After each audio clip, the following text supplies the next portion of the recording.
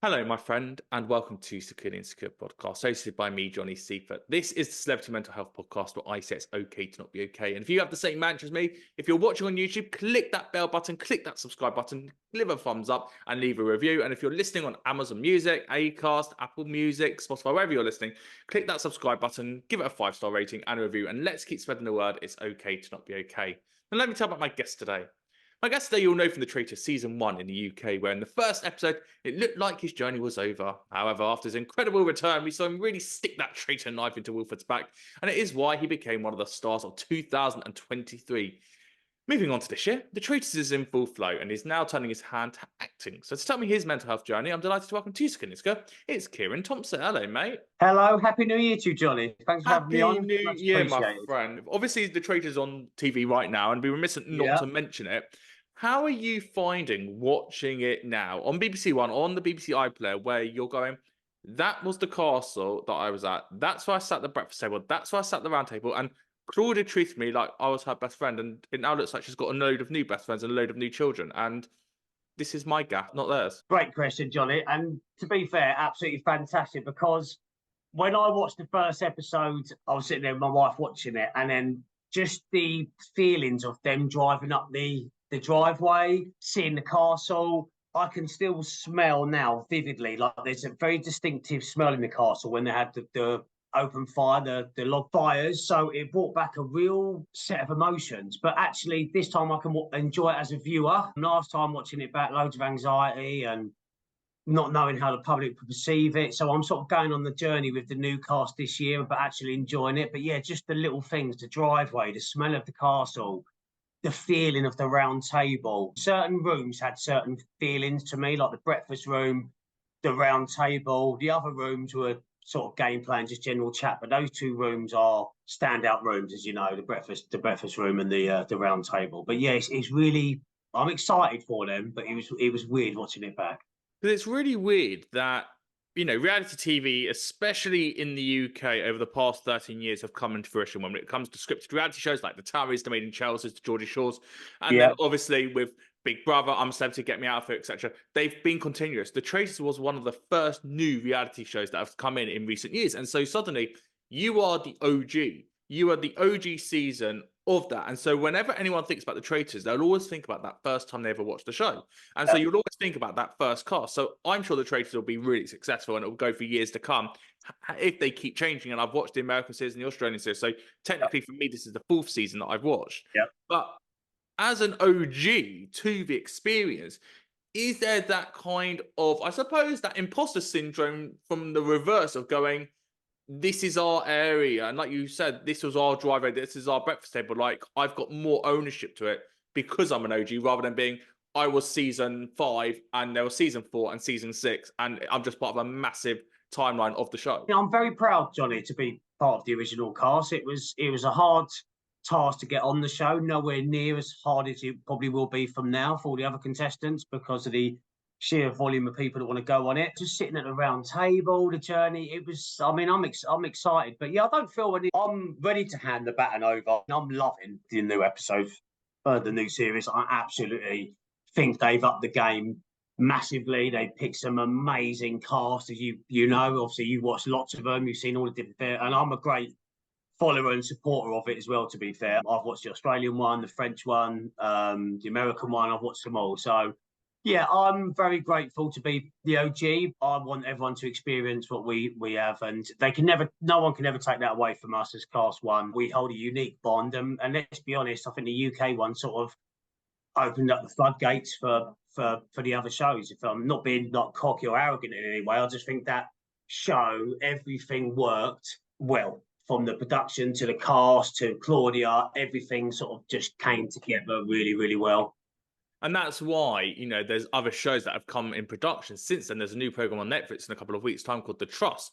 And it's all Yeah, about, I think it's on the lines of, here's a load of money and you can either all split it or take away what you want to do. And that's all because of the success of the UK Traitors. You're completely right. yeah, Going back to what you said about the rooms. So talking about that driveway, the breakfast room, the round table, we know obviously in those elements you were yeah. with the rest of the cast. However, there are times, obviously, when you're in a bedroom, when you're going to sleep, or you're away from the other castmates, and the castmates who you were playing a game with. And I've done these TV shows in the past myself, and I know that, you know, you do create friendships because you're in this very tight little bubble, but also there's a gameplay. And your show, the gameplay is night by night by night. How did you mentally find the experience of being almost an isolated mind that you couldn't join up? And I'm not talking about the gameplay, I'm just talking about yourself being in that environment for 3 weeks where you had to be in your own thoughts and kind of segregated from everyone because that's the way the TV show worked. It was hard to deal with in many different ways. I was going through a lot of different mixed emotions, from being isolated to battling your own demons to second guessing yourself. There's lots of different scenarios that I was sort of struggling through. I was there for 3.5 weeks, Johnny, so it was a long, every day the game changes for you, and your mental, I mean, we were really well looked after welfare wise, we were checked in on, but as the game went on, and my journey was particularly, I don't say anyone's journey is harder than anyone else's journey in any way, shape or form. I will never say that. Everyone has their own journey, but I think some people forget sometimes, like me and myself and Amos, what we went through from day one to obviously me through to episode 12, 3.5 weeks later. So it really took its toll on me. It took me about 3 weeks to recover when I got back from the show, Johnny. To be fair, I was still waking up thinking in gameplay. It's unique, Johnny, how it's such a unique experience. And when you are fully immersed in that game, remember, we are dropped in the castle in the morning, 10, 12 hours, sometimes longer.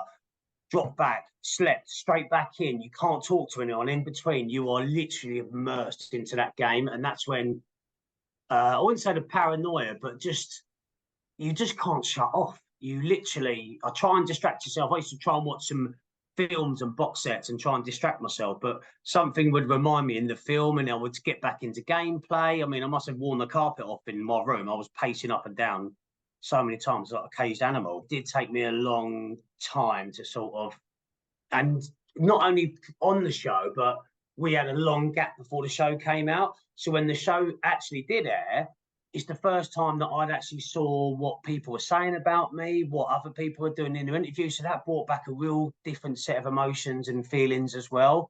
And it was really hard to watch the second show. I mean, I enjoyed it. I loved it. I would never change it. But I couldn't really enjoy it because I was still thinking about all the things people were saying. And it's a fantastic psychological formula, isn't it? I mean, it's gold. But there's a difference, though, isn't it, there, my friend, between the introverted and the extroverted version of you? Because I think it's very interesting when it's someone like yourself who is in your 40s to come to this world of TV where, you know, you look at a Love Island, for example, and people who are 18, 19, 20, who are just starting to find out who they are, decide to go on a TV show. And the reason they go on it is to become an influencer and to get the brand deals, etc. Whereas for you, there's a completely different sense of self because you know who you are. But then you're questioning, who is that Kieran now? And then going, well, hold a minute. This, like you said, when you're pacing in your bedroom, am I here to play a game? Am I here to be an influencer? Am I here to be a reality star? Am I here because I enjoy TV and I'm interested in the behind the scenes of it? Am I here because I want to mentally challenge myself? That's during the show.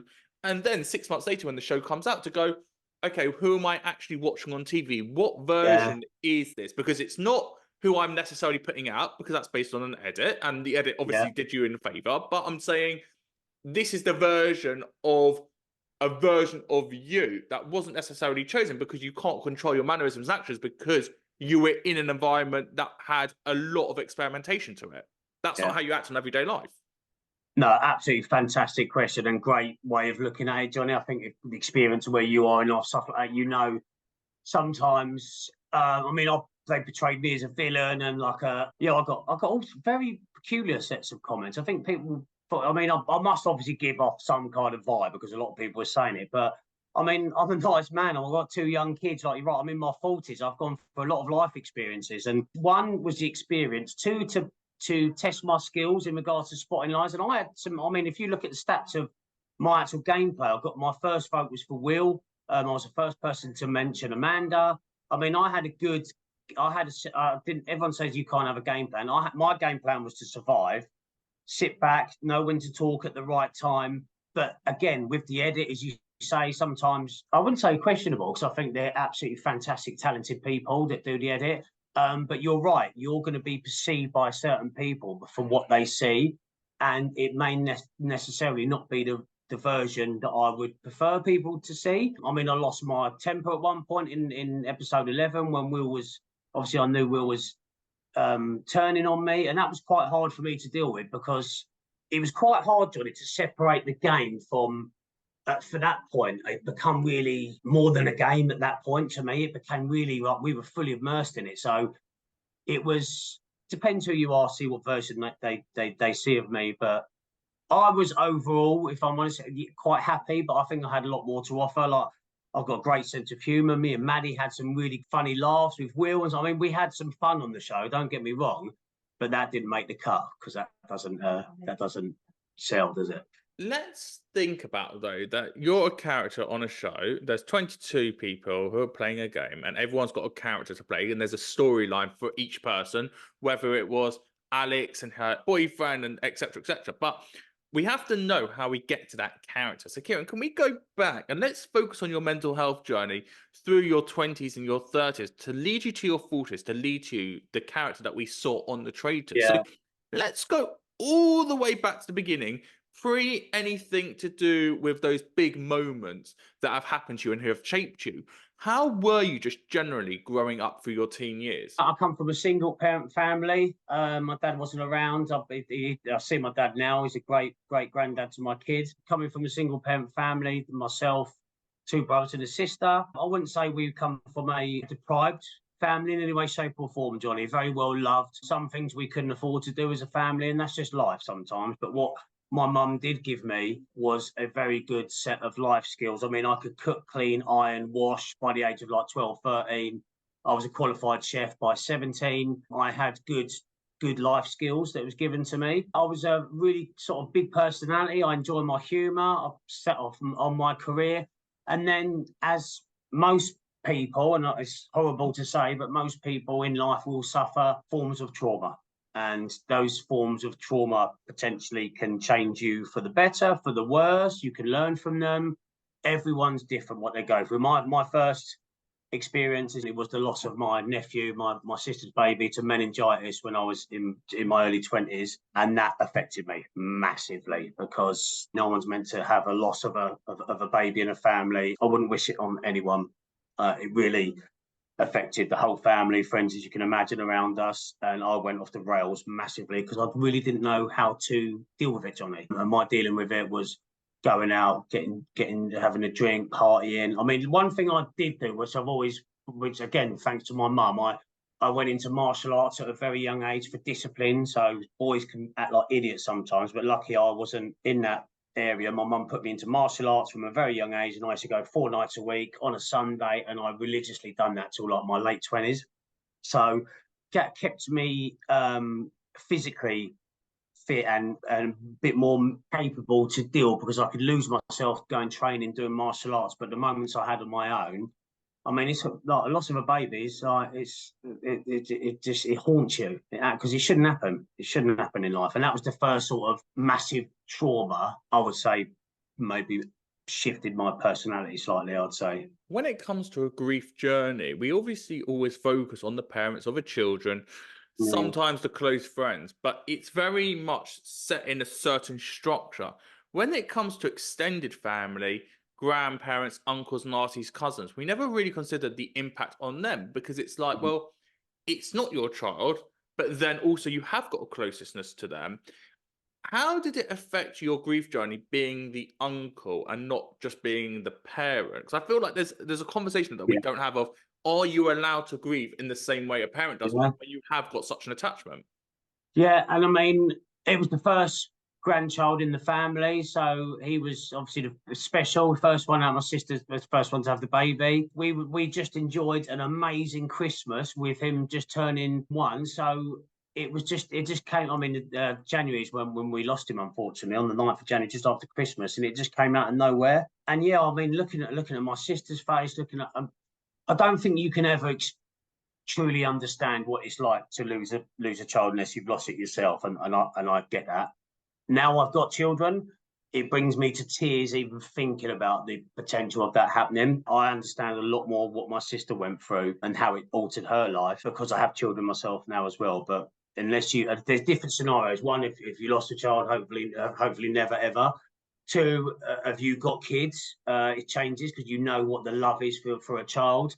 And then seeing everyone around you, like my mum, my sister, like everyone, and how it just affected everyone in every way, shape, and form. So it was horrific. And your chosen way of catharsism, as you said, the martial arts was obviously the alcohol as well. How bad did that addiction get for you? I'll say I was a binge drinker, so I would always had a job. I've never ever always again from my mum, always worked hard, always earned a living, always never been out of work. But when the weekend would come, I would go out and I would get party for like 2 3 days, absolutely. But then I'd be back at work at Monday. However, with the loss of Harry and the babe, there was the crossover where it rolled into weekdays and stuff like that, where basically it got to the point where I nearly lost my job.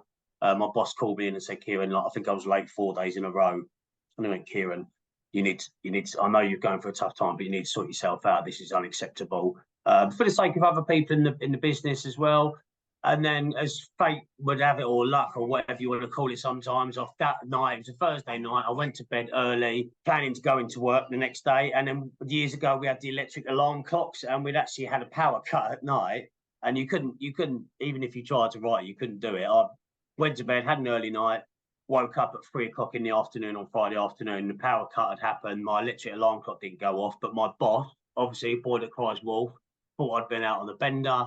And to say, Kieran, we're not going to sack you, but we politely ask you to leave. So basically, I had to leave my job, and fair play to them, they gave me an opportunity to leave, and that was a massive, massive turning point for me, because I was like, if I carry on down this path, where does it lead, Johnny? Basically, but at the time when you're dealing with grief and it consumes you. It consumes you in every single inch of your body, similar to the loss of my mum in recent years. You don't think straight. You don't. I don't deal with grief well at all. My coping mechanism was to just shut it out or go out, drink, just go off the rails, really. And that was my defense mechanism. And that's why, like with PTSD now and supporting people, it's getting that help early enough, Johnny, and spotting those telltale signs when things are starting to slip. And there's no magic wand, there's no formula, nothing. Everyone's going to have their own journey. But I can look back now, and that's where my mistakes were, when I should have went, hang on a minute, things are getting out of hand here. Not only is my mental health suffering, but so is my life as well. So luckily, I sorted myself out, got myself a new job, and learned from those mistakes. But it had a massive detrimental effect on me. Well, the problem is, my friend, that you don't go around every day losing someone. It's, it's so unfortunate. It's very far and in between. And therefore, you can't suddenly look at these patterns and go, well, last time I lost someone, I did X, Y, Z. So this time I'm going to do A, B, C, because life doesn't work like that. However, like you said, you've now worked on yourself to get to those signs.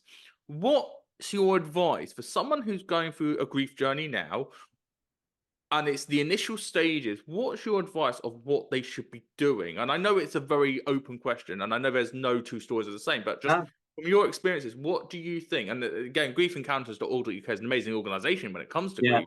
But apart from going online to look at website, what do you think someone should be doing? I can only talk from my experience and what I've learned through what's happened to me. There's a few trigger points or a few red flags that you could start to see. If everyone asked me if you're okay, I was always okay, Johnny. If anyone asked me, I was always the life and soul of the party.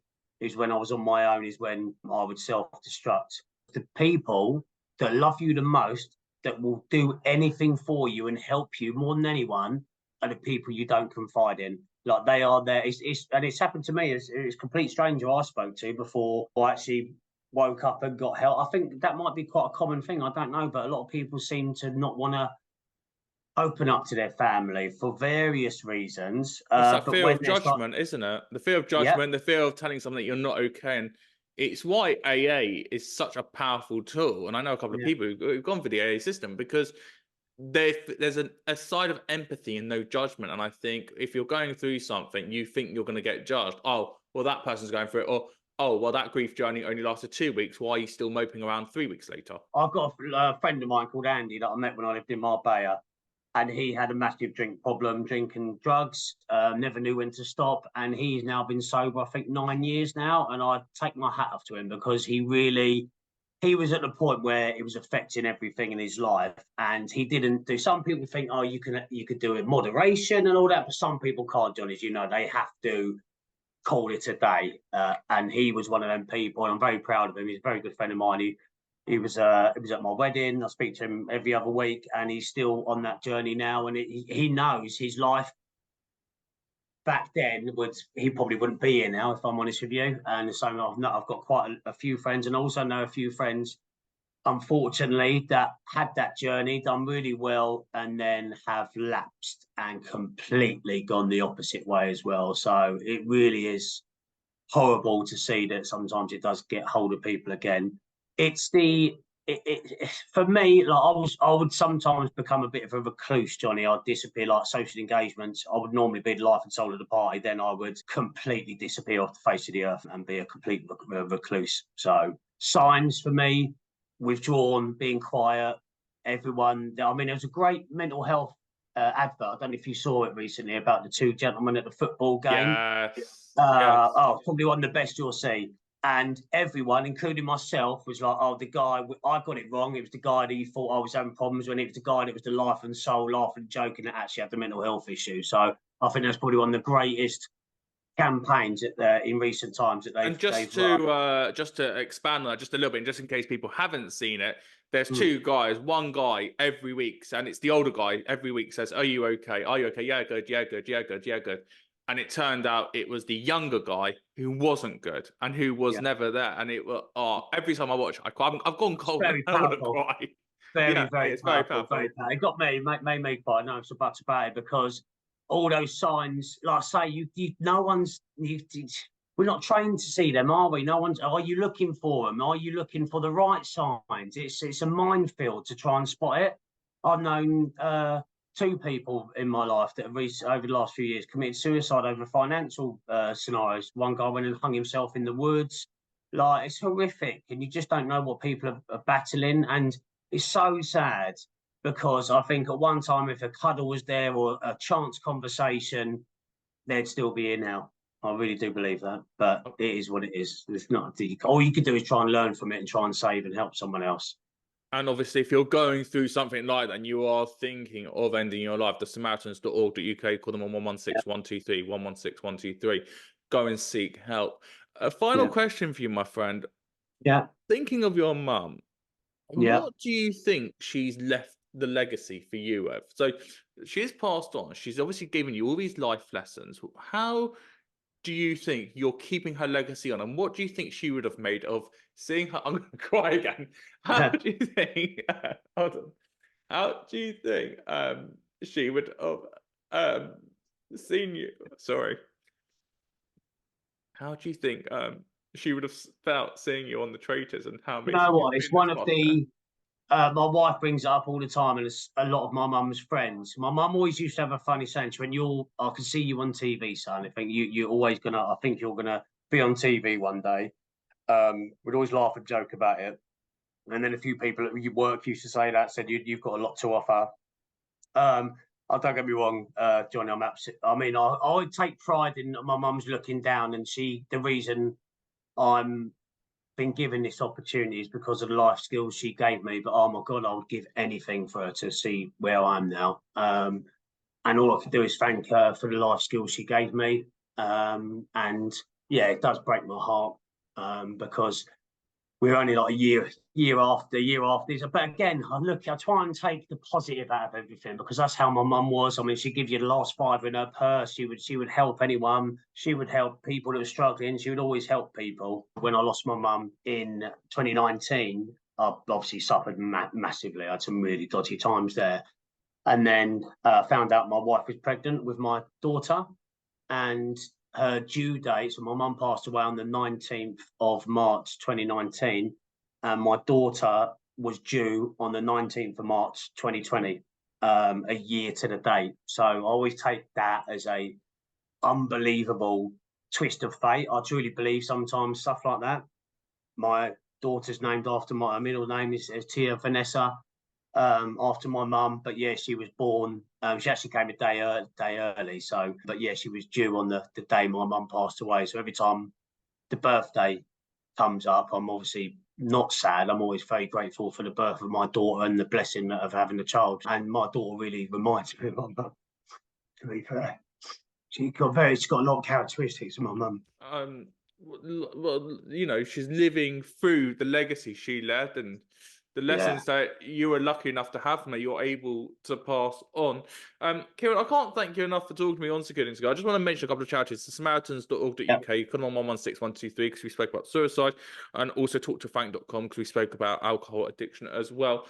My thanks to Kieran for coming on to talk about the Traitors and having a very deep conversation. I didn't expect to be crying, and it's a no, very weird to end a conversation like this, but as we know with life, you never know what's around the corner. And I just hope this year in 2024, if you're watching or listening to Security Secure, that we're helping you. If you're going through something, there's interviews with so many reality stars talking about their mental health journeys and going through something as well, so that you're not alone, so that you can learn from others and just know that you've got a community here to help you.